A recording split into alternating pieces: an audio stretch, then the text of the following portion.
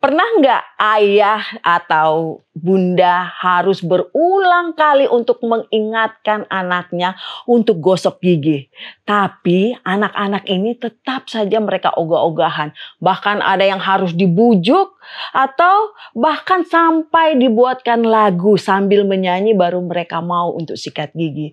Padahal kebiasaan kecil ini sangat penting untuk kesehatan mulut dan gigi mereka di masa depan. Lalu kenapa ya anak mereka kayaknya malas sekali untuk sikat gigi?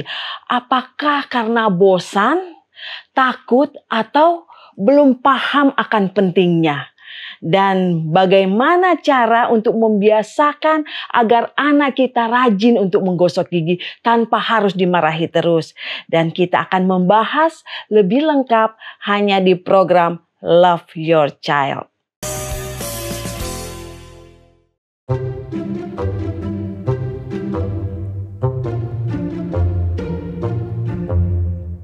Setuju. Nanti habis makan kita sikat gigi ya. Gigiku udah sakit, Mami. Apa sikat gigi? Ayamnya enak nggak? Enak, Mami. Nah, gigi kamu yang bantu ngunyah ayam itu yang enak, giginya harus dibersihkan supaya giginya sehat dan kuat. Ayo, Mami, sikat gigi. Ayo.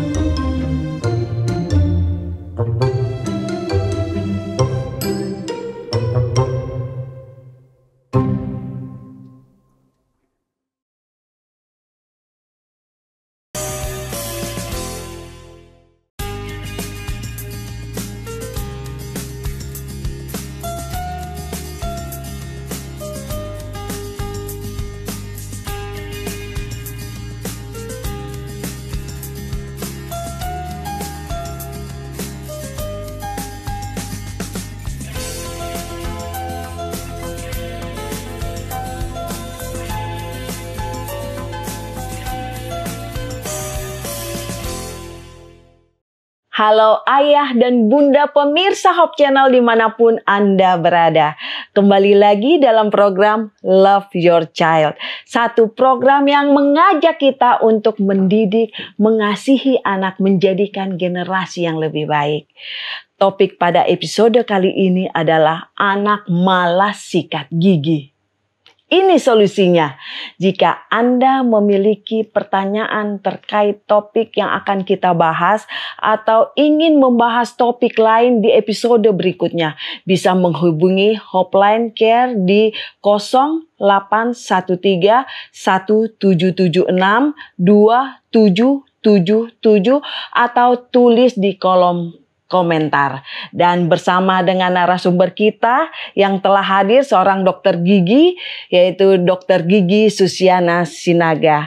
Bu Dokter, terima kasih sudah hadir. Sama-sama. Di episode kali ini, dan kita pada episode kali ini akan membahas sangat penting ya, pembahasan yang sangat penting yang terkait dengan anak-anak kita. Dan Bu Dokter, sering kali ya, seberapa penting anak kita untuk menjaga kesehatan gigi dan mulut kepada anak-anak kita ini?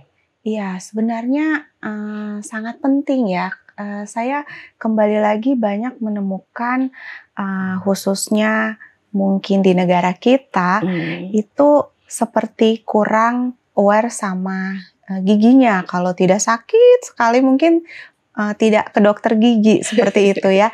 Tapi ternyata walaupun hanya gigi susu, bahkan menganggap remeh ya, gigi susu, oh toh nanti akan diganti dengan gigi tetap. Gigi susunya kan akan tanggal memang, lalu akan tumbuh gigi permanennya. Jadi menganggap nanti gigi susu itu masih ganti. Jadi masa bodoh dan tidak memperhatikan kesehatan gigi susunya, bahkan membiarkan gigi susunya rusak karena berpikir akan diganti. Padahal gigi susu itu adalah untuk mempersiapkan gigi permanennya nanti tumbuh sehat, baik, dan itu adalah aset dia seumur hidup kan ya. Seperti itu. Jadi gigi susu itu jadi dia untuk jalan. Iya, betul. Jalan ya. Jadi memang mempersiapkan ke depannya seperti itu. Jadi untuk persiapan akan tumbuh gigi yang permanen itu dia. Jadi kalau seandainya gigi susu itu tidak kita jaga, apa yang akan terjadi dengan gigi-gigi permanen itu? Nah, biasanya saat gigi susunya itu sudah mulai rusak, terkadang dia sudah tanggal sebelum waktunya tanggal, atau maksudnya tanggal itu sebelum waktunya copot ya, dia sudah copot duluan. Nah, si gigi permanennya ini akan kehilangan arah untuk tumbuh seperti itu. Jadi dia tidak tahu karena kan dia ada waktunya untuk tumbuh. Ya, si gigi susu ini sebenarnya juga jangan terlalu dini copotnya supaya si gigi permanennya ada guide-nya gitu kalau mau tumbuh. Jadi, saya harusnya tumbuhnya di sini, saya harusnya tumbuhnya di sini, dan ada waktunya. Jadi bisa berantakan nanti.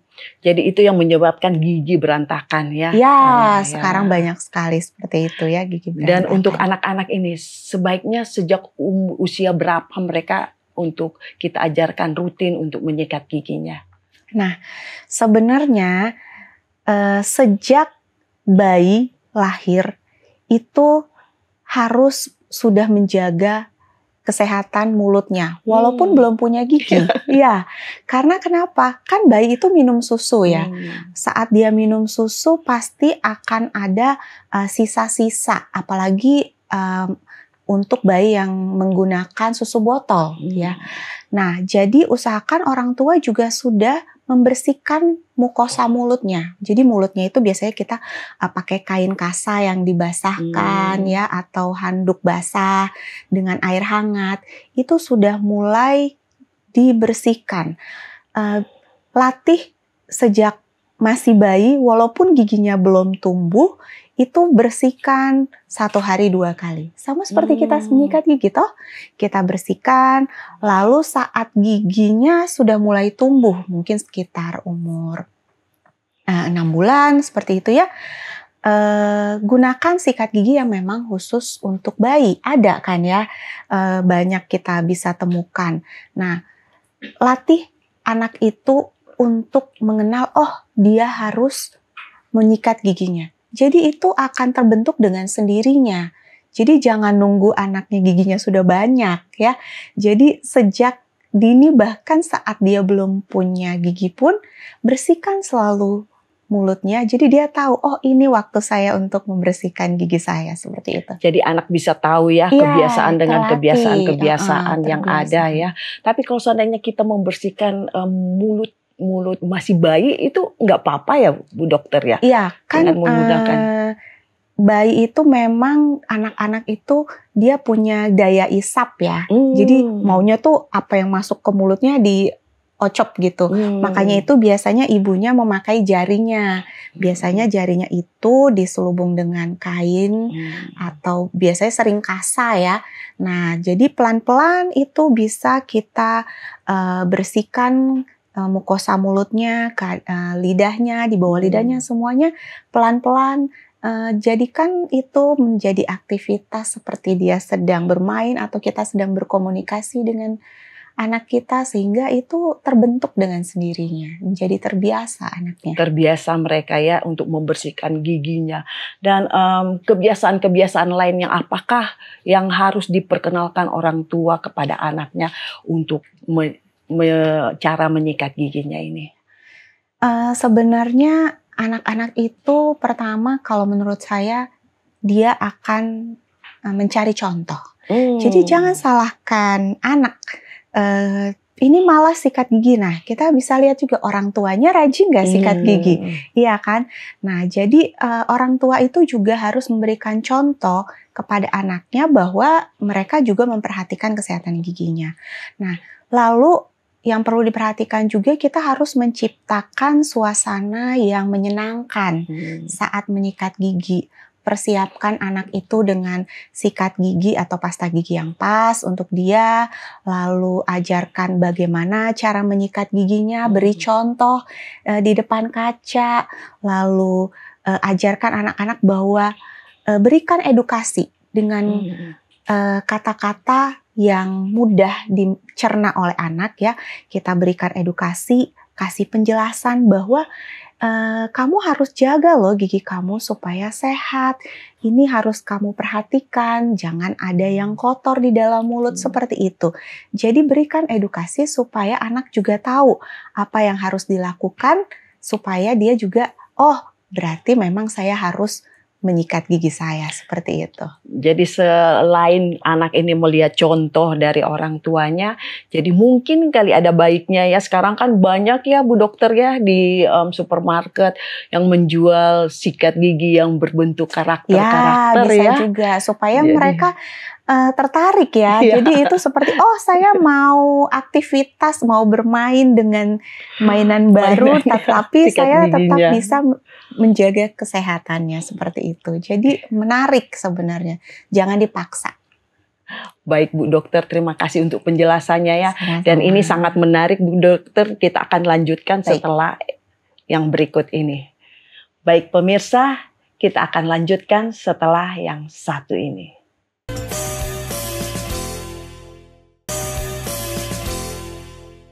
Kembali lagi di Love Your Child dan kita masih membahas anak malas sikat gigi. Ini solusinya. Nah, Bu Dokter, kembali lagi kita kepada Bu Dokter kita ya.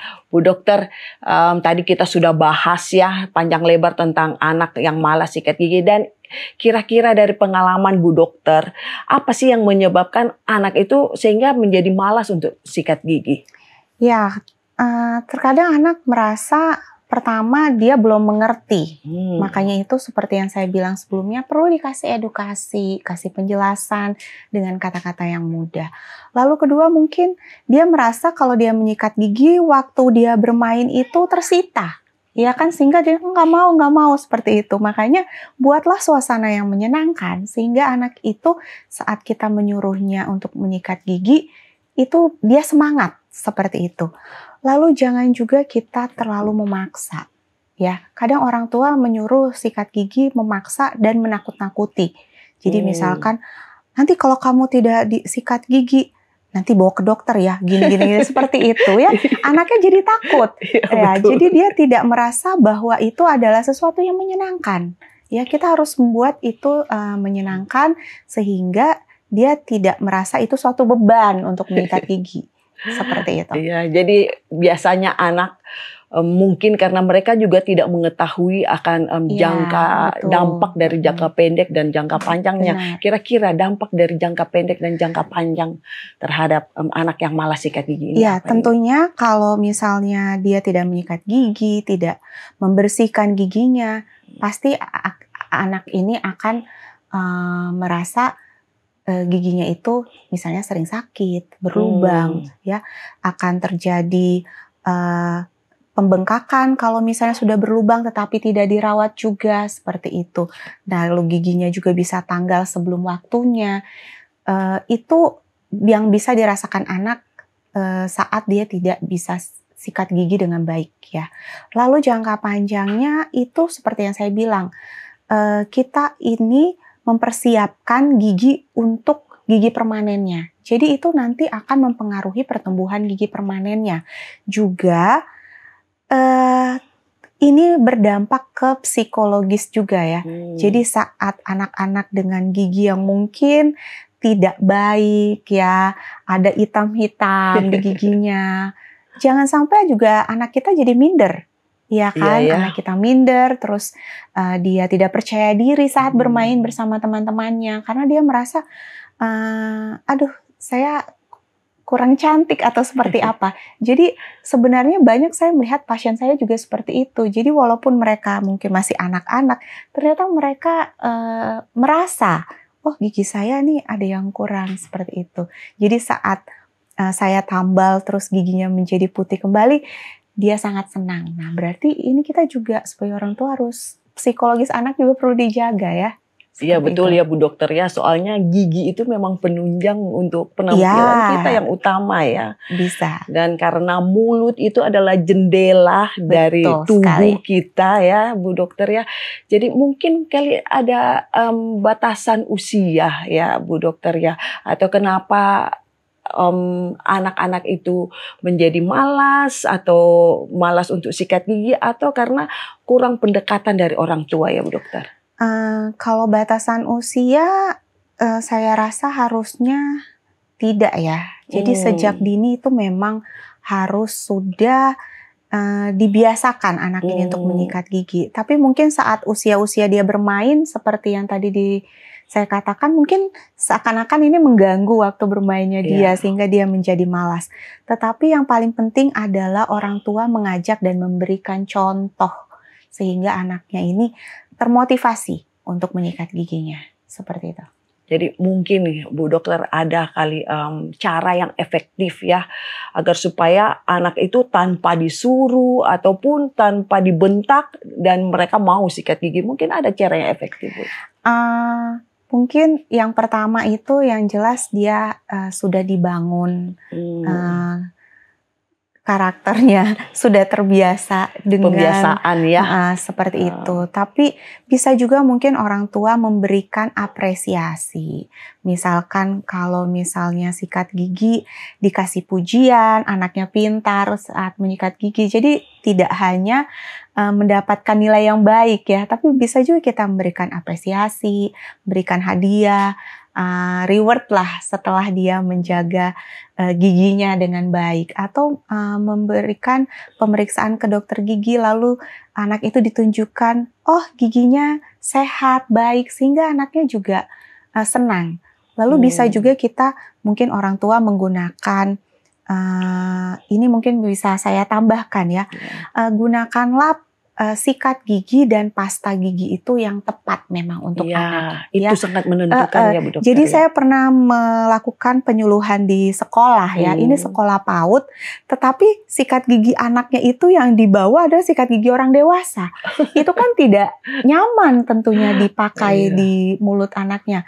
Bulu sikatnya belum tentu sesuai dengan dia dan mungkin nggak muat juga kan di giginya ya, di mulutnya sakit sehingga dia merasa aduh jadi males kan karena tidak menunjang gitu. Jadi berikan juga pasta gigi yang sesuai dengan umurnya. Karena kalau yang untuk dewasa mungkin terlalu min, jadi dia merasa tidak enak dan rasa-rasa min yang tinggi itu juga bisa dia agak mual rasanya.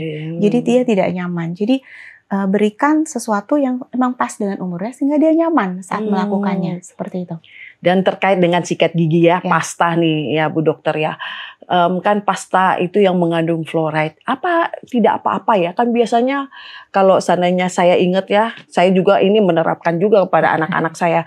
Kalau sikat gigi itu harus dibuang ya. Jadi habis sikat gigi dikumur terus langsung dibuang, jangan ditelan.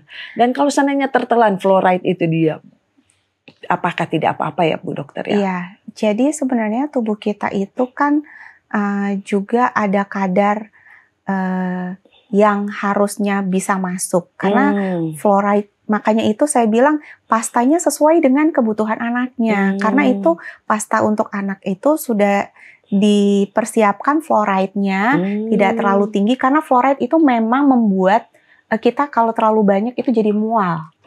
Seperti itu. Jadi untuk pasta gigi anak biasanya sudah disesuaikan sehingga kalaupun tertelan itu masih aman buat anak. Ya, jadi memang fluoride itu membantu untuk mencegah gigi berlubang. Tetapi memang jangan sampai tertelan. Nah, tapi kalaupun hanya sedikit itu tidak apa-apa karena tubuh kita juga mengandung fluoride. Mungkin seminar saya yang sebelumnya pernah tuh gigi kita mengandung fluoride itu berapa persen, itu mungkin nanti ada Harus segmennya kita bahas sendiri ini ya. ya, Bu Dokter Jadi ya. bagaimana supaya fluoride itu membantu, tapi apakah itu utama? Tidak juga. Jadi kandungannya itu sebenarnya tidak boleh terlalu tinggi, makanya gunakanlah pasta gigi yang sesuai dengan umurnya, biar aman. Jadi orang tuanya juga tidak khawatir, Ya, anaknya betul, Bu juga Dokter. nyaman. Wah, pembicaraan kita semakin menarik ini Bu Dokter ya. Dan mungkin kapan-kapan di episode berikutnya Ya, kita akan bisa. membahas khusus untuk fluoride ini. Baik pemirsa, kita akan kembali lagi setelah yang satu ini.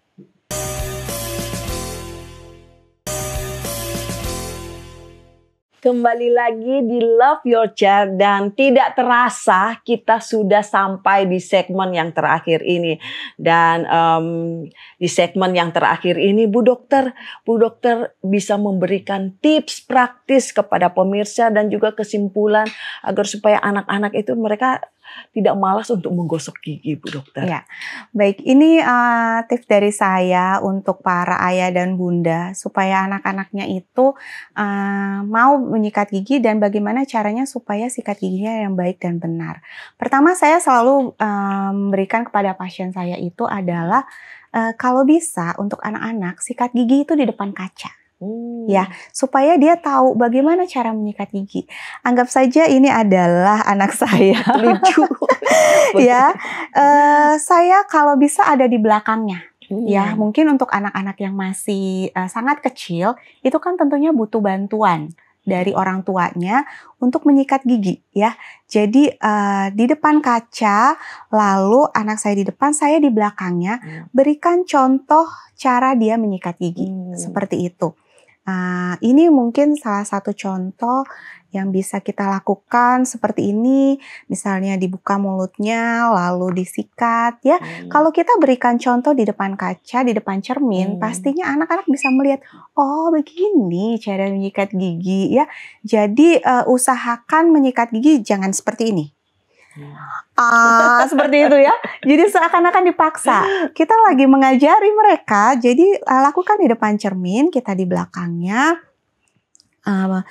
Sikat seperti ini ya, bagian atas gigi, nah ini bagian mahkotanya ya, kanan, kiri, atas, bawah, seperti itu. Lalu ajarkan bahwa menyikat itu ini tidak hanya anak saja, tetapi pada orang tua juga, jangan sampai kitanya salah juga ternyata. Betul. Ya. Sikatlah dari bagian dekat gusi ke arah mahkota. Seperti ini. Jadi anggaplah ini dia sedang memegang sikat gigi, sikatnya dari atas ke bawah seperti ini. Ya, bulu sikatnya itu supaya ya kalau bisa 45 derajat seperti ini, tapi mungkin anak-anak agak sulit ya 45 derajat seperti apa. Tapi paling tidak dia dari atas ke bawah seperti ini, dari arah gusi ke arah mahkota kalau bagian bawah seperti ini. Jangan hanya ini saja, ini saja ya kan. Nah, bagian dalamnya juga seperti itu. Pelan-pelan, jangan terburu-buru. Buat suasana yang menyenangkan. Jangan lupa. Lalu terakhir sikat lidahnya. Nah, seperti itu. Bagian dalamnya juga disikat, jangan lupa seperti itu. Dan untuk anak-anak yang mungkin belum bisa menyikat gigi secara sempurna, saat kita mengajari anak sikat gigi, lakukan 2 kali. Pertama anak lakukan sendiri, setelah itu supaya bersihnya maksimal, kita bantu anak melakukannya. Jadi butuh bimbingan, jangan langsung cepat-cepat sudah, atau jangan biarkan anak melakukannya sendiri tanpa pengawasan juga. Kalau perlu lakukan 2 kali. Anak melakukannya, setelah itu kita cek kita yang melakukan, membantu anak itu. Seperti itu. Supaya anak-anak terbiasa, akhirnya dia bisa mandiri dan menyikat giginya dengan baik dan benar. Tentu cara untuk menyikat gigi sangat menyenangkan ya Bu Dokter ya. Menjadi acara yang sangat menyenangkan, dan pastinya anak-anak akan senang untuk sikat gigi, bisa-bisa lebih dari 2 kali ini mereka. Ya, mudah-mudahan. Tapi 2 kali saja sudah cukup sebenarnya ya. Jangan sampai ya, Bu Dokter, terlalu ya. menyita lagi waktunya ya. Terima kasih untuk penjelasannya Bu Sama-sama. Dokter, dan terima kasih banyak atas tips dan kesimpulan yang sangat berguna untuk ayah dan bunda. Dan semoga apa yang telah disampaikan bisa langsung diterapkan dan memberikan dampak positif dalam pengasuhan anak, khususnya dalam tumbuh kembang kesehatan gigi anak. Dan terima kasih telah setia mengikuti program Love Your Child hari ini. Dan semoga informasi yang kami bagikan bermanfaat untuk Anda dan keluarga. Tetap semangat dalam mendampingi tumbuh kembang anak. Cintai anak Anda untuk jadikan generasi yang lebih baik. Sampai jumpa di program Love Your Child episode selanjutnya.